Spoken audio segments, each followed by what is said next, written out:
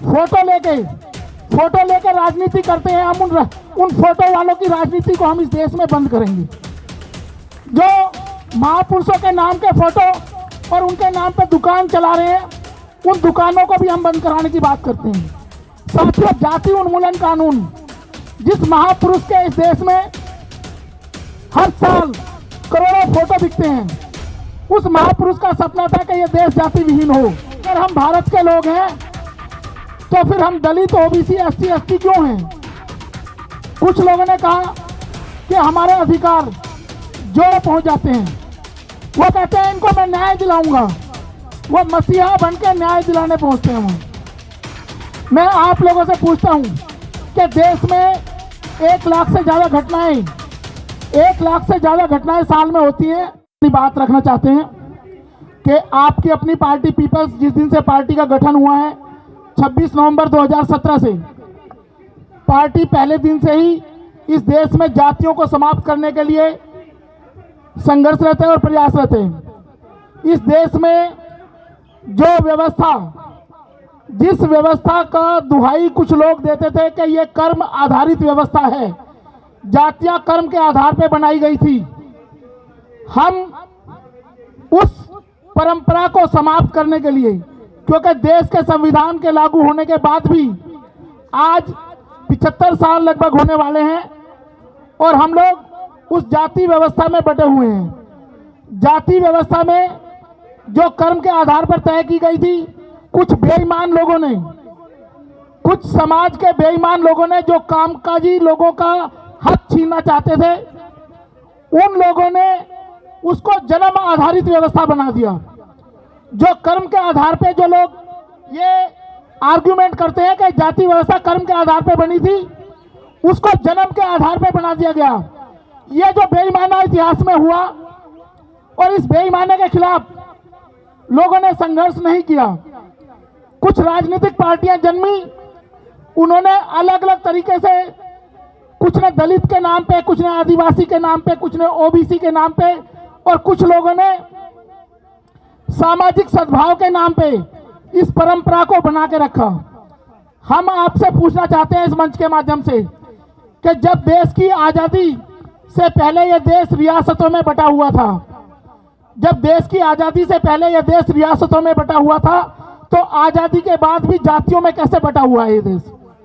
जातियों में क्यों बटा हुआ है ये देश? आज देश में 2 वर्ग हैं। एक वो वर्ग है जो जातियों के नाम पे अपने आप को गौरवान्वित महसूस करता है, और एक वो वर्ग है जिसकी मानसिकता इतनी दबा दी गई है कि जातियों के नाम पे वो समाज में अपने आप को हीन समझता है। उसकी मेंटेलिटी इतनी ज़्यादा उसको इतना टॉर्चर कर दिया गया दिमागी तौर पे कि वो नाम सुनते के साथ लोग कहते हैं जी एट्रोसिटी ऑफ SC/ST एक्ट। अगर किसी ने एक जाति का नाम ले दिया तो उस जाति के नाम से ही हम लोग जमीन में धंस जाते हैं। साथियों, बहुत सारे लोग आए, एक नया एक्सपेरिमेंट हम भी करेंगे। आपकी अपनी पार्टी पीपल्स, इस देश में हम ये तो नहीं कहते कि हम इतना बड़ा रेवोल्यूशन लेके आएंगे, लेकिन जो लोग बड़े बड़े महापुरुषों के फोटो लेके राजनीति करते हैं, हम उन फोटो वालों की राजनीति को हम इस देश में बंद करेंगे। जो महापुरुषों के नाम के फोटो और उनके नाम पे दुकान चला रहे हैं, उन दुकानों को भी हम बंद कराने की बात करते हैं। साथियों, जाति उन्मूलन कानून, जिस महापुरुष के इस देश में हर साल करोड़ों फोटो बिकते हैं, उस महापुरुष का सपना था कि यह देश जाति विहीन हो। इस देश में कास्ट एबोलिशन एक्ट आए, लेकिन उनके चित्रों को बेच के, उन महापुरुषों के फोटो बेच के इस देश के लोग करोड़पति बन गए हैं। उनकी मूर्तियां बना के लोग करोड़पति बन गए हैं, लेकिन जो उनका विचार था, उस विचार को उन लोगों ने मार दिया है। वो विचार नहीं है कहीं भी। हमने कहा कि हम फोटो की पूजा नहीं करेंगे, हम चित्रों के वो नहीं बेचेंगे। हम इस देश में उस विचारधारा पे काम करेंगे कि भारत एक समृद्ध राष्ट्र के तौर पे काम करे। आप समाज में जाओ, आप समाज के किसी भी हिस्से में चले जाओ, मोहल्ले में चले जाओ, तो जातियों के नाम से मोहल्ले मिलेंगे आपको। अगर ये देश आजाद है, हर किसी को बराबरी का हक है, हर किसी को बराबरी का हक है, तो फिर जातियों में क्यों? सब भारतीय है ना। हमने तो इसीलिए कहा, हमने अपना विजन डॉक्यूमेंट निकाला पार्टी का कि we the people of India, हम भारत के लोग। अगर हम भारत के लोग हैं तो फिर हम दलित, ओबीसी, एससी, एसटी क्यों हैं? कुछ लोगों ने कहा कि हमारे अधिकार, जो लोग आज अधिकारों की बात करते हैं, बड़े बड़े मंच, यहाँ जंतर मंतर पे भी एक दो बार उन्होंने मंच सजाए। उन्होंने कहा एक बड़ी अजीब सी परंपरा देश में चली है, जब भी कोई घटना घटती है, किसी के साथ किसी को मार दिया जाता है जाति के नाम पे, किसी का रेप हो जाता है जाति के नाम पे, किसी को घोड़ी से उतार दिया जाता है, लेकिन वहां क्या होता है, कुछ लोग ऐसे हैं इस देश में, वो लोग न्याय दिलाने पहुंच जाते हैं। वो कहते हैं इनको मैं न्याय दिलाऊंगा, वो मसीहा बन के न्याय दिलाने पहुंचते हैं वहां। मैं आप लोगों से पूछता हूं कि देश में 1 लाख से ज्यादा घटनाएं, 1 लाख से ज्यादा घटनाएं साल में होती हैं दलित उत्पीड़न की, जातियों के नाम पे। तो क्या जहां जहां उन लोगों ने विजिट की है, क्या उन लोगों को न्याय मिला? क्या इन लोगों को न्याय मिला कभी? कोई एक भी आदमी बता दे। हाथरस की घटना हुई थी, हाथरस की घटना में क्या न्याय मिला? क्या वो रेप के एलिगेशन प्रूव हुए? नहीं हुए। इतनी सारी घटनाएं इस देश में हुई। अब बात जातियों की है, तो जातियों के बारे में मैं आपको एक छोटा सा एग्जांपल दूंगा। इस देश में 2 तरह की व्यवस्थाएं हैं। एक वो है जो बांस देखा है ना आप लोगों ने, एक बांस का लठ बना के एक व्यवस्था वो है जो बांस के लठ से दूसरे आदमी को जाति से पीटना चाहती है, जो पीटती है। और एक वो है उसी बांस की झाड़ू बना के, उसकी तिल्लियां बना के, उसको एक धागे में बांध के उन तिल्लियों को जब तक सफाई का काम होगा तो उनका इस्तेमाल किया जाएगा, और जैसे सफाई का काम खत्म हुआ वो झाड़ू का धागा खोल दिया जाता है, वो तिल्लियां तोड़ के फेंक दी जाती हैं। तो आप तिल्लियां बनना चाहते हैं या बांस बनना चाहते हैं, लठ बनना चाहते हैं? इस देश की व्यवस्था को बदलने के लिए आपकी अपनी पार्टी पीपल्स, इस देश की जो मूल भावना है संविधान की, इस मंच से मैं आपके सामने ये बताना चाहता हूं कि यहाँ जंतर मंतर पे हजारों प्रदर्शन हुए, और हजारों प्रदर्शन में एक ही बात उठी कि देश का संविधान बचाएंगे। मैं उन लोगों से पूछना चाहता हूं जो संविधान बचाने की बात करते हैं, जो कहते हैं हम देश का संविधान बचाएंगे। आप उनसे पूछो कैसे संविधान बचाओगे भैया?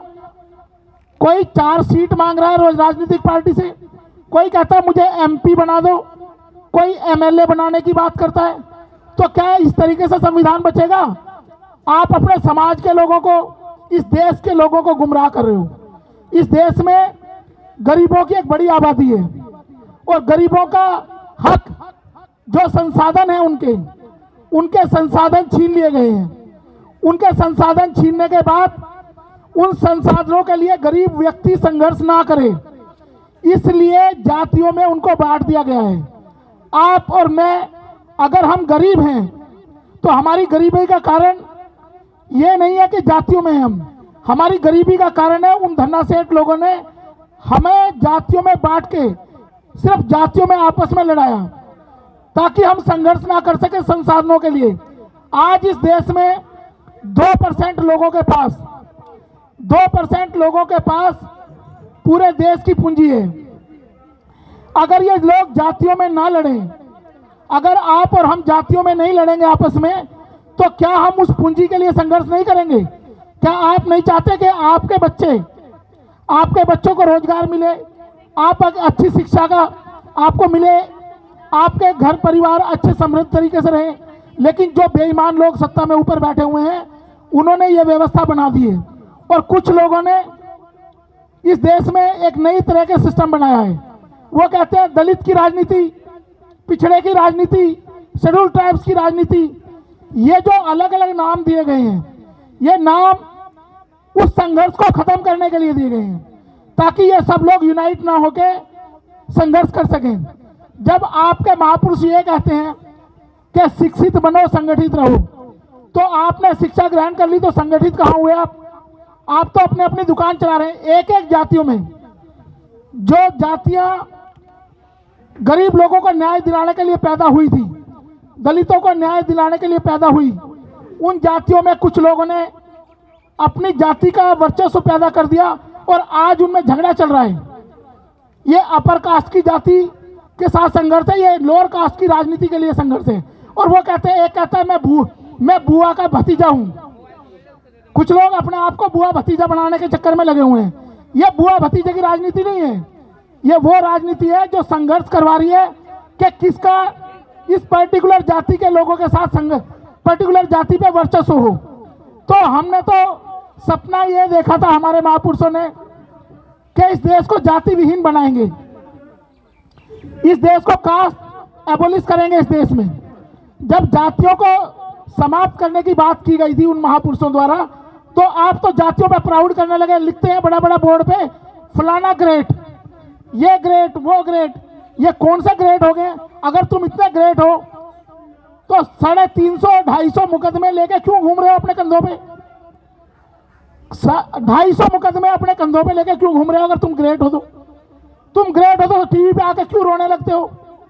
लोग रोने लगते हैं टीवी पे आके, मुझे 4 सीट नहीं दी उस पार्टी ने। तो ऐसी राजनीति और इस देश के संसाधनों के बंटवारे के लिए आपकी अपनी पार्टी पीपल्स, आज हमारी 4 स्टेट की टीम यहाँ बैठी हुई है, पूरे देश में संघर्ष कर रही है कि हम इस देश में ये जो जाति व्यवस्था है, इस जाति व्यवस्था को खत्म करेंगे। और जिन महापुरुषों ने सपने देखे हैं, जिन महापुरुषों ने सपने देखे हैं कि इस देश में भाईचारा कायम हो, इंसानियत कायम हो, जिन लोगों ने ये कहा कि संसाधनों का बंटवारा हो। और दूसरी बात, कोई भी व्यक्ति अगर उसने जन्म लिया है तो जन्म के आधार पे उसका काम तय नहीं होगा, जन्म के आधार पे उसकी जाति तय नहीं होगी। हम ऐसे सिस्टम के खिलाफ हम लड़ाई लड़ रहे हैं, हम इस तरह की व्यवस्था के खिलाफ लड़ाई लड़ रहे हैं। और मैं इस मंच के माध्यम से एक चीज और कहना चाहता हूं, आपकी अपनी पार्टी पीपल्स इस देश में एक नया राजनीतिक प्रयोग कर रही है। आपकी अपनी पार्टी पीपल्स इस देश में एक नया प्रयोग कर रही है। अभी तक आपने देखा होगा कि लोगों की भावनाओं से खेल के, अभी तक आपने देखा कि लोगों की भावनाओं से खेल के लोगों ने भीड़ इकट्ठी की और उसको राजनीतिक पार्टी में कन्वर्ट कर दिया। लोगों ने भीड़ इकट्ठी की, चाहे वो भ्रष्टाचार के नाम पे, चाहे दलित के नाम पे, चाहे ओबीसी के नाम पे, या एसटी के नाम पे, या अपर कास्ट के नाम पे, किसी ने मंदिर के नाम पे, किसी ने किसी और नाम पे।